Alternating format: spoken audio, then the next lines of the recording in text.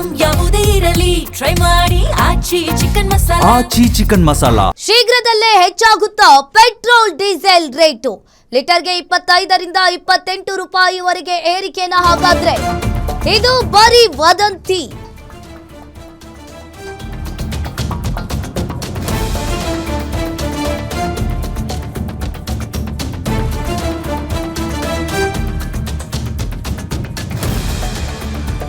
ಇನ್ನು ಹಾಗಾದ್ರೆ ಇಲ್ಲಿ ಶೀಘ್ರದಲ್ಲೇ ಪೆಟ್ರೋಲ್ ಡೀಸೆಲ್ ರೇಟ್ ಹೆಚ್ಚಾಗುತ್ತಾ ಹಾಗಾದ್ರೆ ಅನ್ನೋದು ಈಗ ಪ್ರಶ್ನೆ ಎದ್ದಿರುವಂತದ್ದು. ಇನ್ನು 1 ಲೀಟರ್ಗೆ 25ರಿಂದ 28 ರೂಪಾಯಿವರೆಗೂ ಏರಿಕೆ ಆಗುತ್ತಾ? ಹಾಗಾದ್ರೆ ಇದು ಬರೀ ವದಂತಿನ ಅನ್ನೋದು ಈಗ ಪ್ರಶ್ನೆ. ಮೊದಲ ಹಂತದಲ್ಲಿ ಲೀಟರ್ಗೆ 4ರಿಂದ 5 ರೂಪಾಯಿ ಏರಿಕೆ ಆಗಿತ್ತು. ಏಕಾಏಕಿ ಏರಿಕೆಯ ಬದಲು ಹಂತವಾಗಿ ಏರಿಕೆ ಸಾಧ್ಯತೆ ಇದೆ. ಇನ್ನು ಅಗತ್ಯ ವಸ್ತುಗಳ ಬೆಲೆ ಏರಿಕೆಯನ್ನ ತಪ್ಪಿಸೋದಕ್ಕೆ ಹಂತವಾಗಿ ಪರಿಷ್ಕರಣೆಯನ್ನ ಕೂಡ ಮಾಡ್ತಾ ಇದ್ದಾರೆ.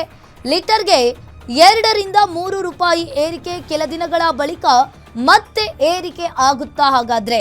ಇನ್ನು LPG ಸಿಲಿಂಡರ್ ದರದಲ್ಲೂ ಕೂಡ 40ರಿಂದ 50 ರೂಪಾಯಿ ಹೆಚ್ಚಳ ಆಗೋ ಸಾಧ್ಯತೆ ಇದೆ ಅನ್ನೋದು ಈಗ ಗೊತ್ತಾಗ್ತಾ ಇರುವಂತದ್ದು. ಇನ್ನು ಹಾಗಾದ್ರೆ ಬೆಲೆ ಏರಿಕೆಗೆ ಕಾರಣ ಏನ್ ಹಾಗಾದ್ರೆ? ಜಾಗತಿಕ ಮಾರುಕಟ್ಟೆಯಲ್ಲಿ ಕಚ್ಚಾ ತೈಲ ದರ ವಿಪರೀತವಾಗಿ ಈಗ ಏರಿಕೆ ಆಗಿರುವಂತದ್ದು. ಇನ್ನೊಂದು ಕಡೆ ಬ್ಯಾರೆಲ್ಗೆ $105ರಿಂದ $125 ವರೆಗೆ ಕಚ್ಚಾ ತೈಲ ದರ ಏರಿಕೆ ಆಗಿದೆ. ಇನ್ನು ದೇಶೀಯ ತೈಲ ಕಂಪನಿಗಳಿಗೂ ಕೂಡ ಪ್ರತಿದಿನವೂ ಕೂಡ ಭಾರಿ ನಷ್ಟ ಉಂಟಾಗ್ತಾ ಇದೆ. ಪ್ರತಿದಿನ ನಾವು ಸುಮಾರು 1,000 ಕೋಟಿ ರೂಪಾಯಿ ನಷ್ಟ ಉಂಟಾಗ್ತಾ ಇದೆ.